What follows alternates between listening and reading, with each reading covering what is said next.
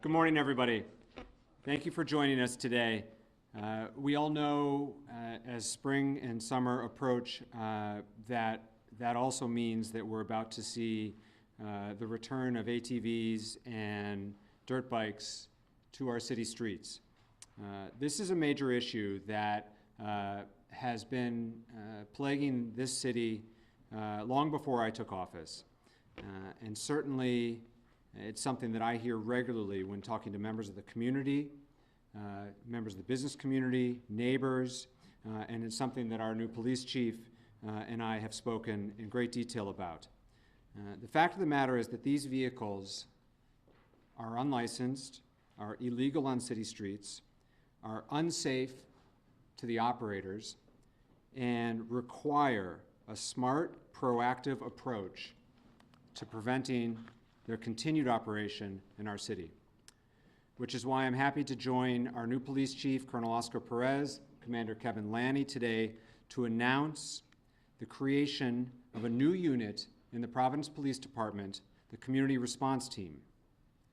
This new unit will be charged with and dedicated entirely to investigating illegal ATV activity in our city, providing the Providence Police Department with more opportunities to intervene where ATVs are being sold, refueled, and before they gather to ride out onto our streets. Like many of our investigative units, these officers will be using undercover police work, existing video technology, and relationships within the community, while also tracking social media to prevent and respond to ATV activity in the city. We hope to be able to successfully intervene, prevent, and respond to ATV activity. Moving forward, the Providence Police Department will be using additional information that they've been able to collect to pursue higher levels of accountability for these individuals. That means that if we can use additional information to charge people with additional crimes that they're committing, like reckless endangerment and destruction of property, that these motorists will be held to a higher standard. This problem has persisted for years, and we've all felt the impacts of it, which is why today's announcement is a strong step in the right direction to make sure that this administration, the leadership team of the Providence Police Department, in conjunction with the City Solicitor's Office and the Attorney General's Office, are all working together to make real progress on this issue. I will continue to support the officers of this new unit, of the officers on the Providence Police Department generally, to work in a lawful and constitutional way, but to stop the use of these activities on our city streets. Commander Lanny actually says eloquently that some of these crimes are often referred to as victimless crimes. But the reality is that the entire community is the victim of crimes like these. And I appreciate his perspective in this manner. These vehicles are unsafe for the riders. They degrade the quality of life in our neighborhoods. They're bad for business, and they're bad for our city's reputation. And this administration is going to have a serious, proactive, sustained commitment to making progress on this challenge in our community. I'll turn it over to Colonel Perez to speak into more specifics on the program. Colonel? Thank you.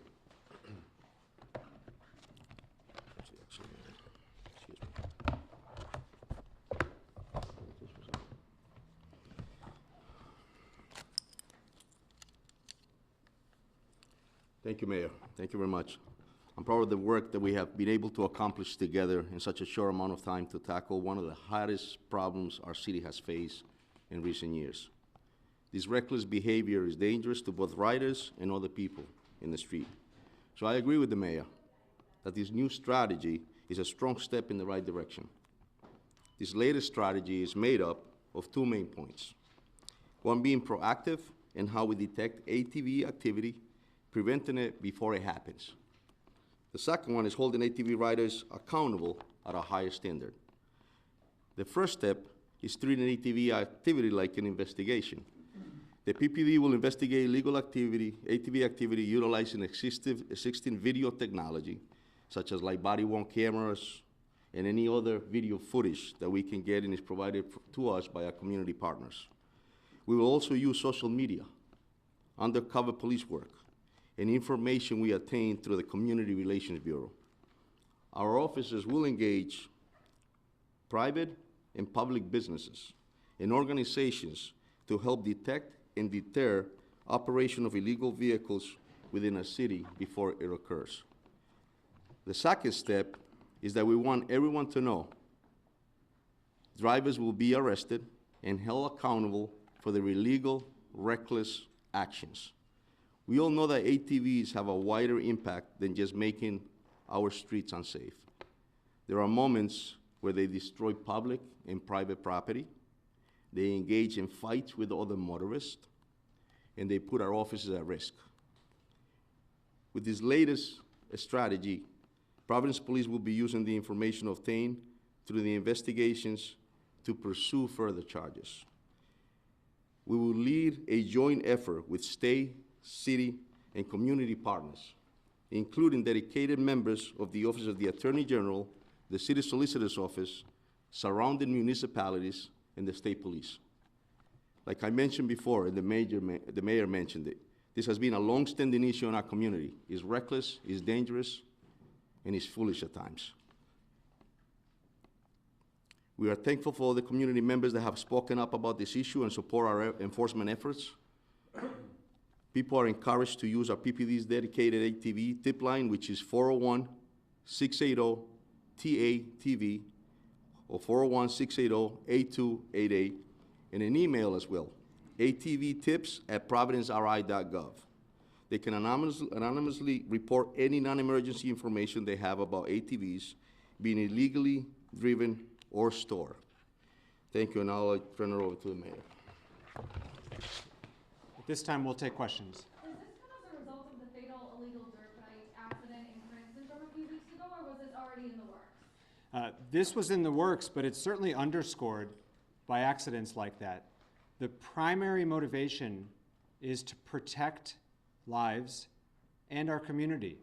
These bikes are not street legal. They were not built for street operation, and they are dangerous. They're dangerous to the riders. They're dangerous to everyone else on city streets. They're bad for business, and they're degrading the quality of life in our neighborhoods. A proactive, new approach was a priority of mine from day one, and something that the Colonel and I have spoken about since his interview. It is not a result of that, but it's underscored by the fact that people are in fact dying on these bikes. They do not belong on city streets. They are unsafe, and this is in the best interest of everyone that we get serious about it. Chief, can I ask you a couple questions? Sure. Are you announcing how many members of the force are going to be on this unit? Correct. There'll be a sergeant and 4 officers. Okay, and the incident that happened a couple weeks ago, where 2 officers were at the Cranston line and they were surrounded and a gun was drawn. Consistently, police officers are outnumbered. How do you handle that particular aspect of this? If there's a group and there's only a certain number of officers, is that enough? Yes, well, I'll tell you this. I expect my officers to act in a professional manner, in a constitutional manner. This is a very challenging issue, and obviously, as we just mentioned, they're professional, but at times, obviously, our officers are being taunted with these ATV bikes, and they're doing it in a professional manner, in a constitutional manner. We have enough officers on the street, and now we're dedicating 5 officers to concentrate on this. So we'll be able to utilize every resource, every tool that is at our disposal to ensure that we target this illegal activity. And will you let officers pursue the large gangs of them when they're on the road? So our vehicle pursuit policy has been in the air for years, right? And we have certain standards on our policy. They're mandated by statute in the state of Rhode Island. I expect my officers to be professional. There's a lot of factors that we look into, and it all depends on the exact incident, right? What they're being faced with. And at times, obviously, it depends on the circumstances, but it's all with due regard for the public and due regard for the officers, and sometimes as well as the suspect that's actually behind the wheel. Colonel, is a team of 5 going to be enough? I'm sorry? Is a team of 5 going to be enough? To do the investigations, yes. but at times we may need to bump that even bigger, right? And we have the resources. We have the Providence Police Department. We have 400 strong that, and resources, like I mentioned, other neighborhood municipalities, the state police, and others. So we should be able to. What was wrong with the previous Una call? pregunta en español, por Sí, favor. dime. Primero que nada, para que nos expliques exactamente por qué estamos aquí anunciando algo para pues, batallar en la problemática de los ATVs. El problema es que esta situación se ha descontrolado, ¿verdad? Y ese ATV está causando problemas en la calidad de vida en nuestros vecindarios. Y es muy importante, verdaderamente, que la policía coja un stand y esto afecta a muchas personas, a la comunidad en general. Entonces la policía lo que está haciendo es más proactivo en la estrategia y también, obviamente, asegurándonos que las personas entiendan que si se meten en estas situaciones o van a actuar ilegalmente,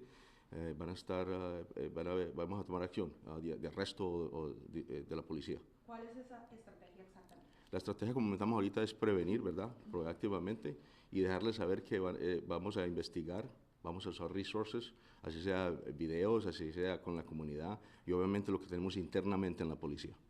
What was wrong with the previous policy, and how is this, going to be better? And then a second question, what will be done with the illegal machines that are confiscated? Sure. So what's different about this policy is the following. First, it is clearly a top priority for me and for this department. Second, it's proactive. As opposed to responding to reports and then trying to safely apprehend vehicles after they're on the road, we're going to be proactive and take an investigative approach so that we can grab them before they gather, before they head out, and commit real resources to it. And then third, there is a dedicated team now on the police department solely focused on ATVs. These three things are very different from how this was approached in the past, and we're optimistic we'll have a very different result. With respect to the seized vehicles, we are going to explore all options. We remain open to destruction. We also are looking at other ways to try to turn these confiscations into something that's useful for the community, whether we can sell them or otherwise to reinvest in our neighborhood to actually turn it into something positive for our city. What about groups that want a place to safely ride these bikes? Are you open to something like that? So this is a topic that has come up and has been explored in detail by the city in the past. It has been previously determined that there's not an appropriate place in the city for that sort of activity. I remain with an open door to have those conversations, but it's hard for me to envision where in a dense urban environment we could find a safe off-road riding environment. There are off-road tracks in more rural areas in the region, which is where these vehicles belong. It's what they're built for. And so for people who are interested in riding motocross and riding ATVs, they belong at one of these off-road tracks, which do exist in the area in more rural communities, which is what they were built for, and that's where they are safely operated. Mayor, and perhaps you could explain to the community what level of policing, and what I mean by that is misdemeanors, felonies, charges, civil charges, motor vehicle charges, what level of policing do you expect to weigh in against the drivers? Maybe the chief can answer the range of possible charges. Yeah, there'll be a city ordinance that we have in place that if they violate, like you said, fines and penalties to that extent, but obviously statutes that we can actually enforce. It all depends on the actions that they take, and whether it is through the Attorney General's office to increase the penalties and charges, or whether it is the city ordinance violations. It all depends. So that's per that question, is there a legislative component? Does anything need to be changed? There's no legislative component to it. The change in practice for us is a closer coordination and closer cooperation with the Attorney General's office so that we're not just writing civil violations, but when appropriate, when the actions substantiate it, actual criminal charges. How much do you expect this new program will cost? So this is being used with existing police resources. The 4 officers and sergeant that the colonel mentioned are currently on the force. They've just now been dedicated to this unit. There's no additional cost for that, and we will pull additional resources as necessary from the police department generally. It's possible that this will incur some additional overtime, but we think that this is a priority for the community, and particularly at this time of year, as we know that there's seasonality to this activity, but that will be managed within the confines of the police department's budget and the city's budget as a whole. Mayor, speaking of seasonality. I'm sorry. Is this starting immediately? Yes, it is. This new unit has been formed and have already started. So per that, so this was a priority of yours during the campaign, so you're saying that you waited till you appointed the chief to, here we are, there's already been several incidents. Was it a matter of coordination with the police department? It was. We have quite a few new leaders in the command staff of the Providence Police Department who I am very proud of and have high confidence in. And Colonel Perez, Commander Lanny, and the rest of the command staff and I started working on this immediately upon their appointment. It took a couple weeks for us to get the group together and to finalize the new approach.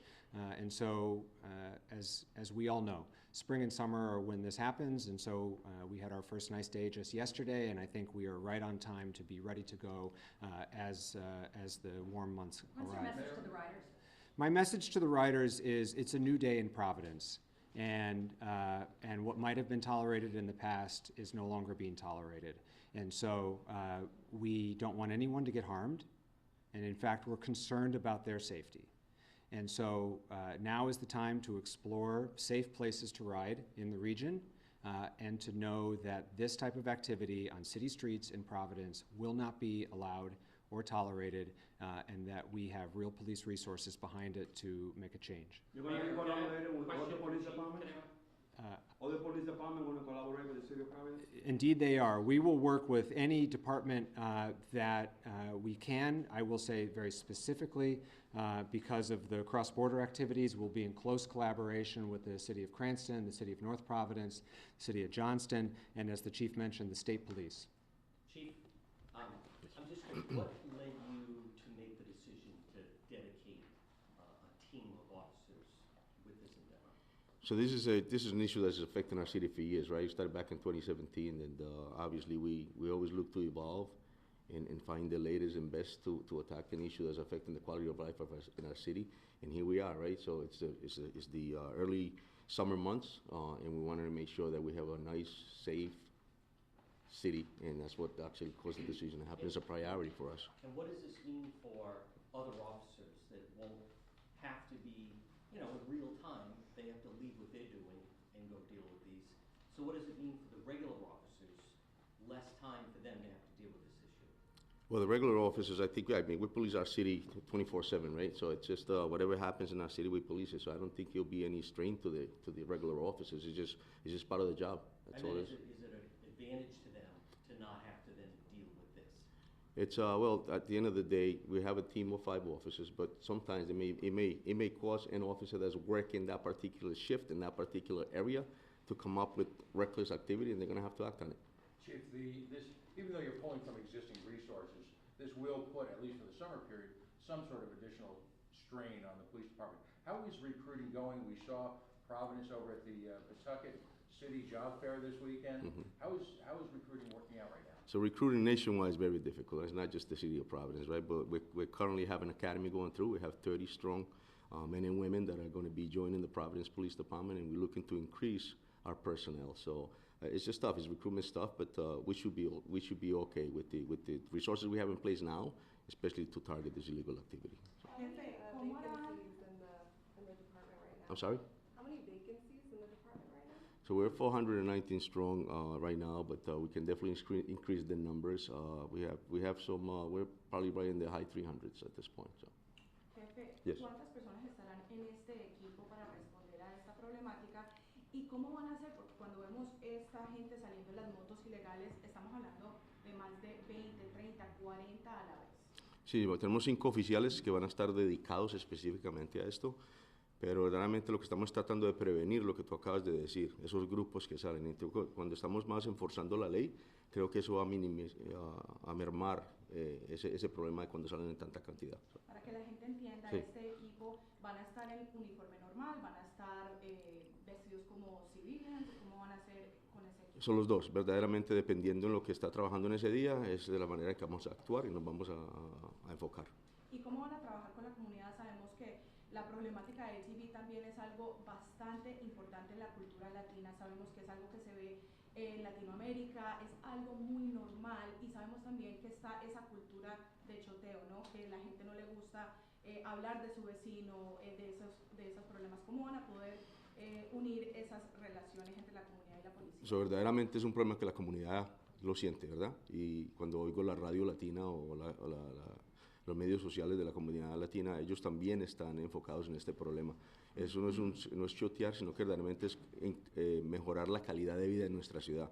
Y me enfoco a ellos que tenemos un tip line para que nos llamen, que es importantísimo la ayuda de la comunidad para lidiar con este problema. ¿Por qué comenzaron este equipo? ¿Qué fue que los motivó? Verdaderamente el problema que hemos tenido en los últimos años es un problema que nos está afectando a la ciudad.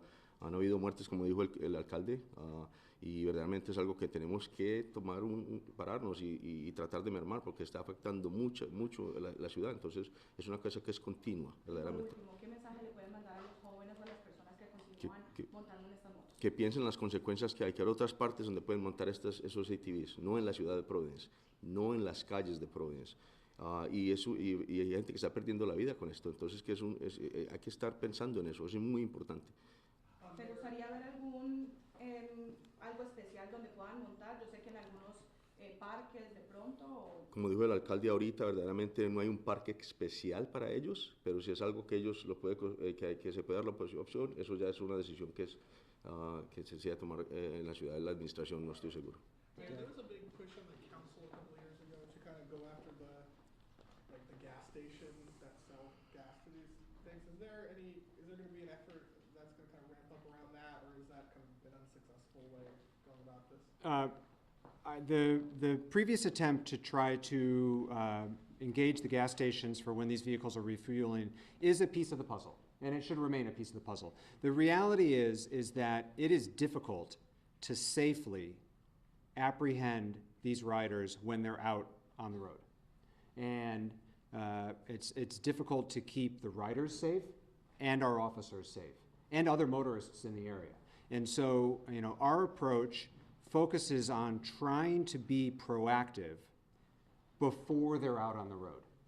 That might include while they're refueling as well. And so we're not giving up on that approach, but we're trying to expand beyond that so that we can actually stop these ride-outs from happening before they start and to safely apprehend the vehicles and when possible charge the operators while they're not in motion, because that's a difficult thing to do to keep everyone safe. And so the gas station piece of the puzzle is part of it, but it's only one piece of it.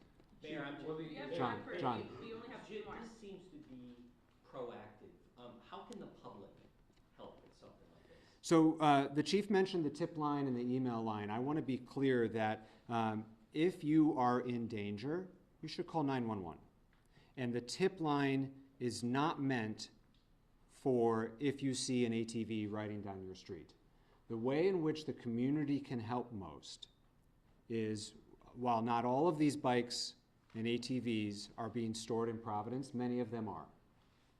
If they're being stored in a garage in your neighborhood, if you know from one of your kids or one of your kids' friends that they're gathering to go out on a certain night, call us.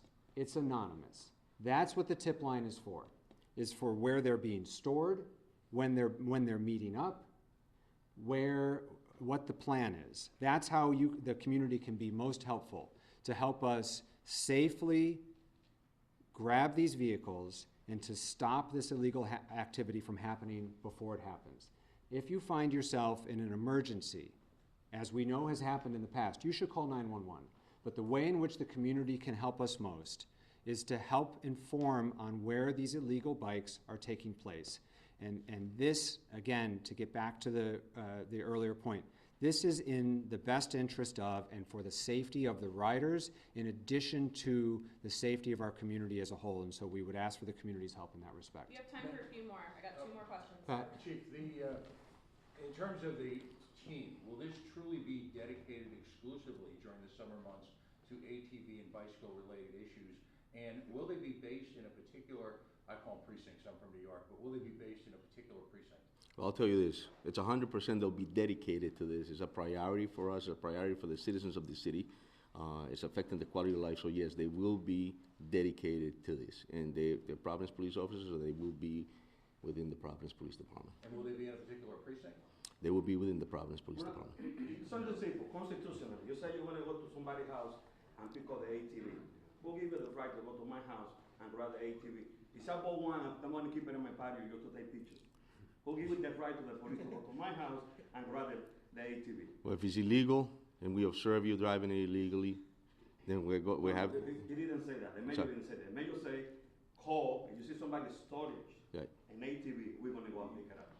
well, listen, we get a lot of calls from community members, right, that constantly are calling us about this issue and the recklessness of these individuals. What the mayor and I am saying as well is if they're causing reckless actions on your street, they're your neighbors, they're your kids' friends, it's like something that we want to investigate, and I'll take that call because they're calling us for the same things, just because of the actions that are occurring on their street. So we're just asking if you want, there's a tip line. Let us know, let us investigate it, let's see. If we can't get the bike, we can't get the bike. But if we can get, if it's illegal and it's something that we observed them before, we have video footage of it, we want to investigate and follow up. That's what we mean. Council component to that, and I don't know, Mayor, if you know this in the previous councils, that it was like ownership per se was illegal in the city. Like they took it that extra step, to Ronaldo's point, to enable that type of action to take place. Is there something in effect currently here in the city regarding that? This is the last question, we gotta wrap it up, guys.